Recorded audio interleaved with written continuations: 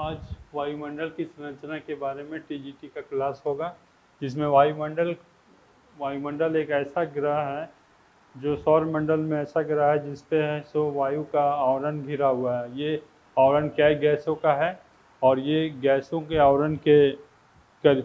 आवरण के मिलने के कारण है सो यहाँ पे जीवन की उत्पत्ति होती है तथा जीवन यहाँ पाया जाता है। वायुमंडल की संरचना में है सो सबसे पहले वायु के संगठन का तत्व क्या क्या है वो आता है। इसके बारे में है सो सबसे पहले एनेक्सीमेंडर ने अध्ययन किया था। जो आज का जो वायुमंडल है वो 1 करोड़ वर्ष पहले का वायुमंडल का निर्माण हुआ है तथा आज का जो वर्तमान वायुमंडल है वो 58 अरब वर्ष पहले का है। और ये वायुमंडल के बारे में है सो अध्ययन अरस्तु, हेडली, लीवर, हेरल तथा अन्य कई भूगोलवेत्ताओं ने किया है और इसके द्वारा है सो इनके संगठन के बारे में बताया है। तो वायुमंडल के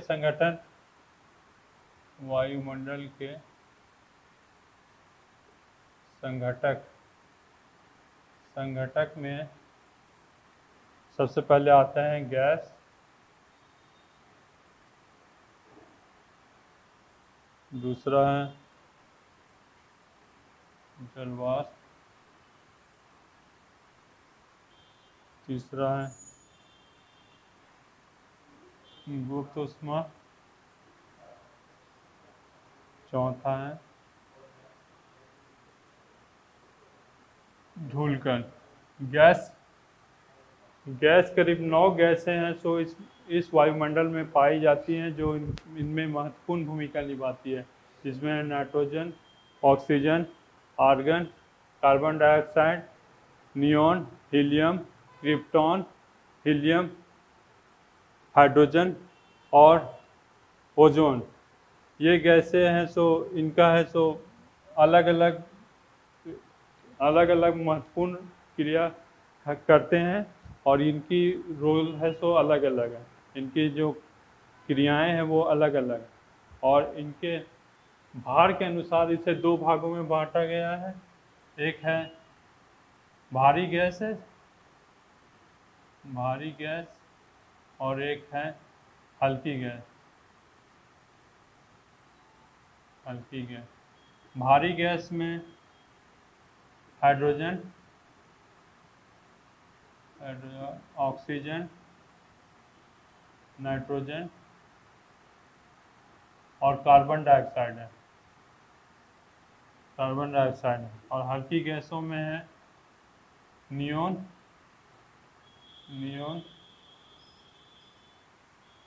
हीलियम, क्रिप्टॉन और जेनॉन। ये गैसें हैं सो हल्की गैसें पाए जाते हैं। अब इनकी स्थिति के अनुसार कोई सक्रिय गैस है और एक अक्रिय गैस है। एक सक्रिय गैस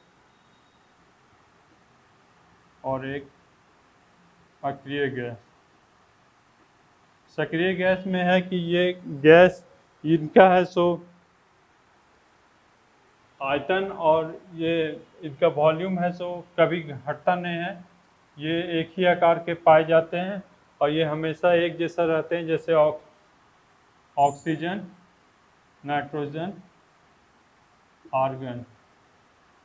और अक्रिय गैस में है इनका गैसों की मात्रा है सो घटती बढ़ती रहती है, जैसे ओजोन और कार्बन डाइऑक्साइड। ये हो गया गैस के बारे में। अब जलवाष्प के बारे में। जलवाष्प है तो जब जल पर है सो सूर्य की किरणें पड़ती हैं या फिर गर्मी के कारण है सो जलवाष्प बनते हैं। तो ये जलवाष्प का गैस है सो हर क्षेत्र में अलग अलग पाया जाता है और ये क्षेत्र आर्द्र तथा उष्ण कटिबंधीय क्षेत्र में 4% इसका आयतन पाया जाता है और मरुस्थलीय तथा ध्रुवीय क्षेत्र में 1% और 7.5 किलोमीटर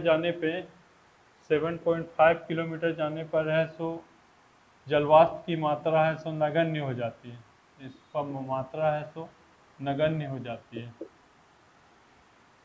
और ये जलवाष्प है सो पृथ्वी से, सूर्य से आने वाली किरणों को रोकती हैं। जो ज़्यादा गर्म करने वाली किरणें रहती हैं वो उनको रोकती है, तथा पृथ्वी से जो गर्म किरणें रहती हैं उनको है सो आवरण का रूप में काम करता है।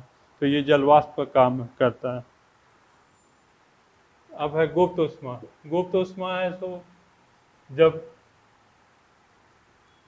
जब पृथ्वी गर्म होती है तो वो जलवाष्प के रूप में है सो जलवाष्प को जल को है सो जलवाष्प के रूप में परिणत करती है, जिसके कारण ऊष्मा है सो ऊष्मा का परिवहन परिवहन है सो पवन के द्वारा एक स्थान से दूसरे स्थान पे होता है। और ये परिवहन एक जगह से दूसरे जगह की ओर होता है। और ये परिवहन विभिन्न कारणों से हो सकता है। और अगर संघनन होता है तो ये गुप्त ऊष्मा है सो इसका है सो निकास होता है, यही इसका गुप्त ऊष्मा कहलाता है। और गुप्त ऊष्मा के द्वारा है सो कई वातावरणीय क्रियाएं संपन्न होती हैं। और गुप्त ऊष्मा के माध्यम से कई वायुमंडलीय क्रियाएं संपन्न होती हैं। अब है धूलकण। धूलकण है सो पृथ्वी पर वायुमंडलीय जो क्रियाएं होती हैं, जो वायुमंडलीय संरचना है या फिर उसके क्रियाएं हो, उसके द्वारा है सो जो धूलकण पृथ्वी पर उल्कापिंड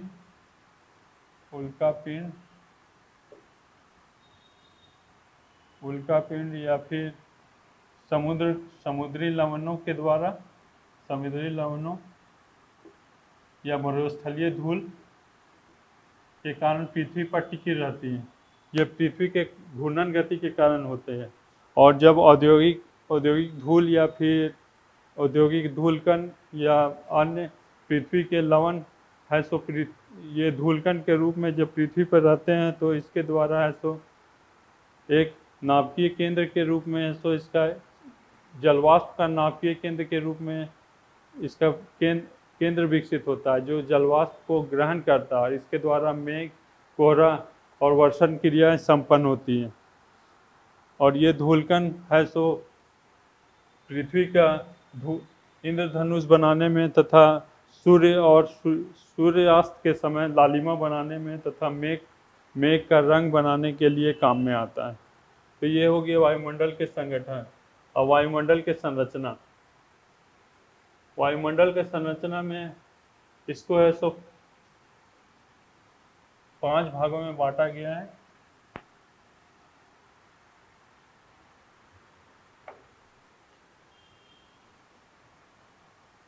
इसको है क्षोभ मंडल,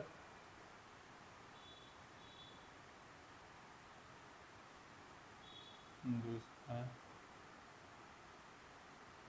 समताप मंडल,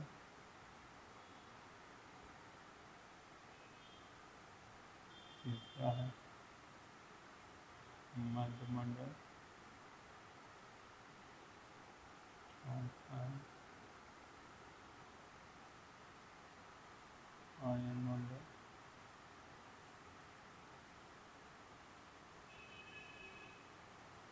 पांचवा है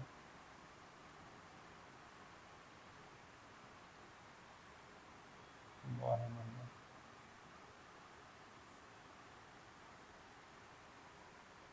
ये 8 से 18 किलोमीटर, 18 से 50 किलोमीटर, ये 50 से 80 किलोमीटर, ये 80 से 640 किलोमीटर, और ये 640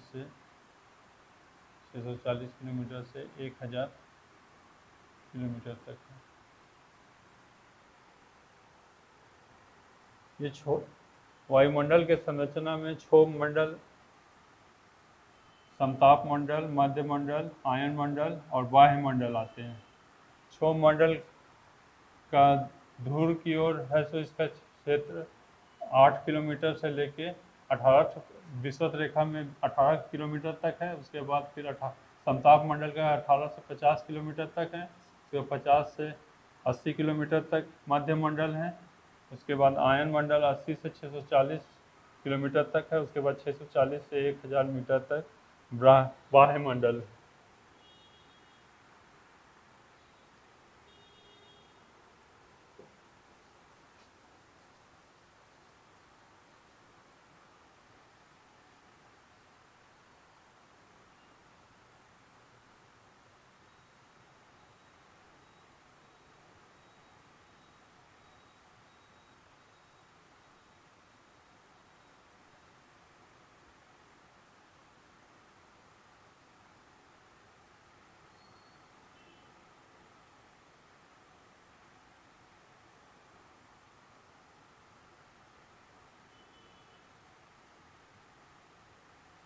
क्षोभ मंडल,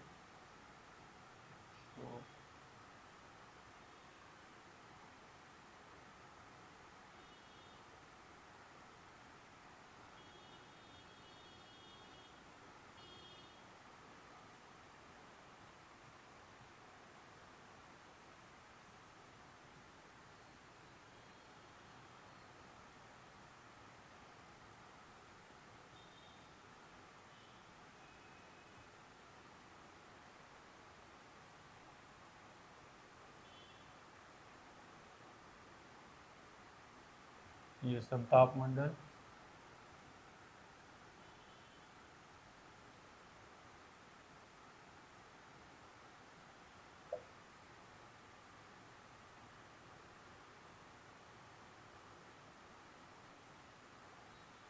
ये सब, ये मध्य मंडल,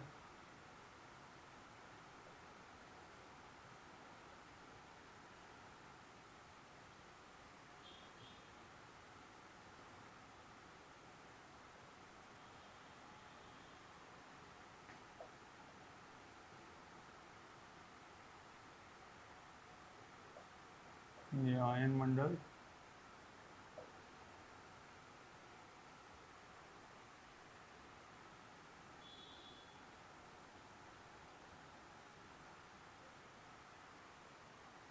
ये बाह्य मंडल।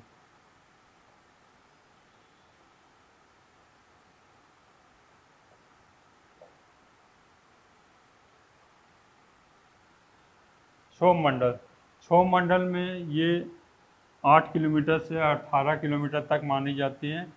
ये विषुवत रेखा में ये 18 किलोमीटर तथा ध्रुवीय क्षेत्र में 8 किलोमीटर मानी जाती है।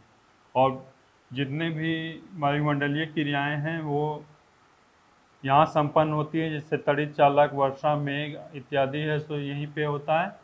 और ये परिवर्तन का जोन कहलाता है। अगर आप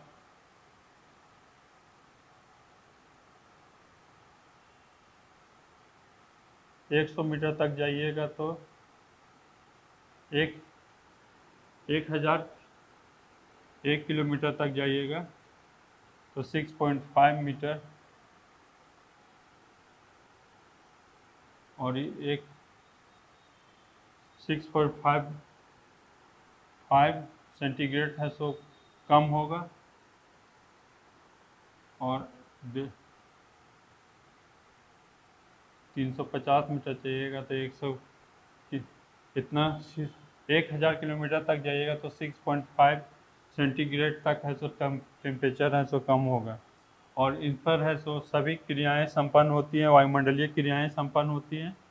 और समता, ये एक है सो पतन, सामान्य पतन का वायुमंडल कहा जाता है, जिसमें एक क्रियाएं है सो संपन्न होती हैं और ये क्रियाएं सो लगातार है सो चलते रहती हैं।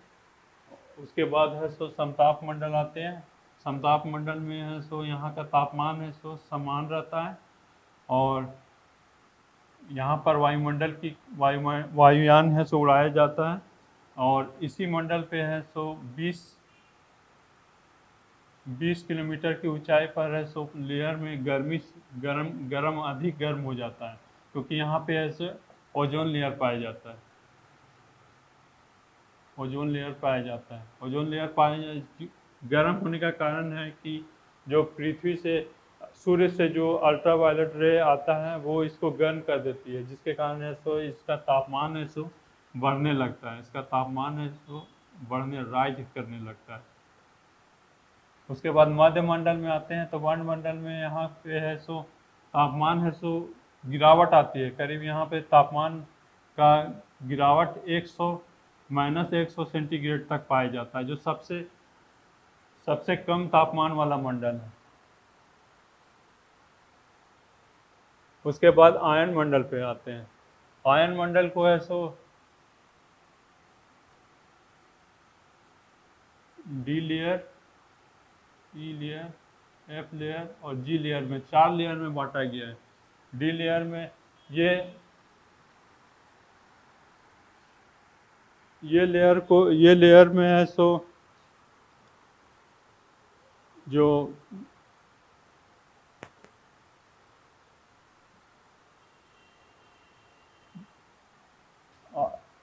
डी ई एफ लेयर है, ये विभिन्न तरंगों को है सो अपनी ओर आकर्षित करती हैं और ये परावर्तित करती है, जिसके कारण सैटेलाइट है सो चलता है।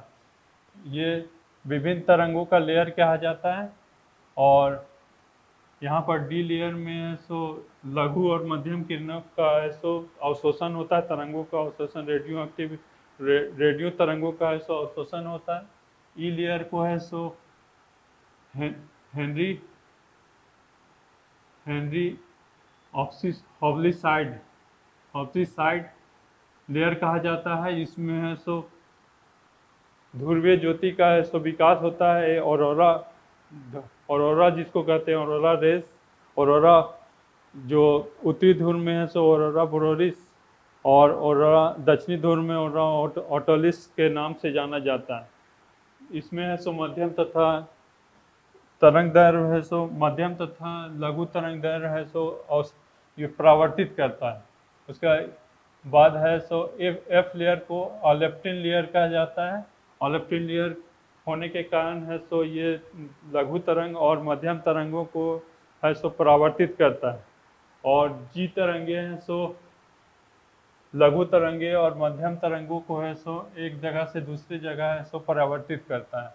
वायुमंडल में है सो ये भी रेडियो तरंगों को है सो परावर्तित करने वाला तरंग है। और इसमें है सो विभिन्न तरह के गैसों का है सो परत पाया जाता है, जैसे नाइट्रोजन, हीलियम, ऑक्सीजन